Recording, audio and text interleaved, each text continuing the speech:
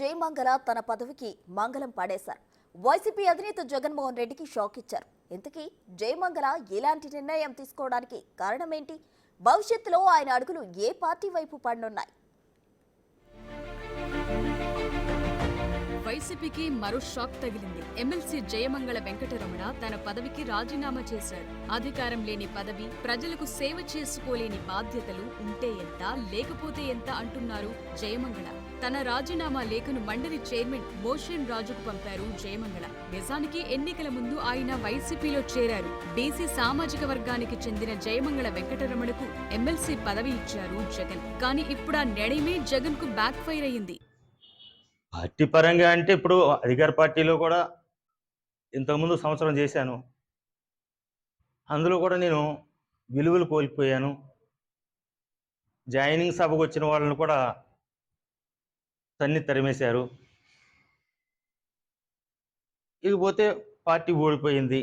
ఇప్పుడు ఎమ్మెల్సీ పదవి ఉన్నా లేకపోయినా ఏమీ చేయలేకపోతున్నాను. ఇది వదిలేతే పాత గౌరవాలను బట్టి అన్న పని అవుతుందేమో. ఈయన వైఎస్ఆర్సీపీ పార్టీలో ఉండబట్టే ఒక పోలీసు, ఒక తహసీల్దార్ గారు, ఒక కలెక్టర్ గారు ఫోన్ చేసిన వైఎస్ఆర్సీపీ పార్టీ అనొచ్చు, లేకపోతే ఇంకోటి అనొచ్చు. పార్టీని వదిలేతే వ్యక్తిగతంగా మాత్రం అన్ని డిపార్ట్మెంట్లు నన్ను గౌరవిస్తున్నాయి. అందుకని పార్టీని ఇప్పుడు వదిలేసి అలాగా మాజీ ఎమ్మెల్యేగా, మాజీ ఎమ్మెల్సీగా ఉండి ప్రజలకు సేవ చేసుకుందామని నా అభిప్రాయం.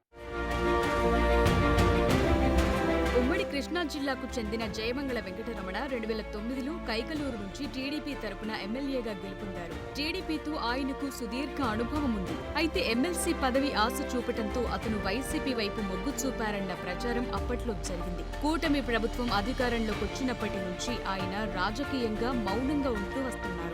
జయమంగళ వెంకటరమణ పార్టీని వీడుతారనే ప్రచారం కొంతకాలంగా ఉంది. ఇప్పుడు ఆ ప్రచారం నిజమైంది. కానీ ఆయన వెళుతూ వెళుతూ పార్టీపై కొన్ని తీవ్ర ఆరోపణలైతే చేశారు. పార్టీలో తాను ఇమడలేకపోయానని, పార్టీ నాయకులు ఏమాత్రం సహకరించలేదన్నారు. సమస్యలు చెప్పుకునేందుకు జగన్మోహన్ రెడ్డిని కలిసేందుకు ఎన్నిసార్లు ప్రయత్నించినా కనీసం అపాయింట్మెంట్ కూడా ఇవ్వలేదన్నారు జయమంగళ. అధికారంలో ఎమ్మెల్సీగా పనిచేసిన సమయంలో తన అభిమానులను సొంత పార్టీ నాయకులే కొట్టి పోలీస్ కేసులు పెట్టించినా ఎవరూ పట్టించుకోలేదని ఆవేదన వ్యక్తం చేశారు. ఇవన్నీ పక్కన పెడితే ఇటీవల మరికొందరు వైసీపీ ఎమ్మెల్సీలు తమ పదవులకు రాజీనామా చేశారు.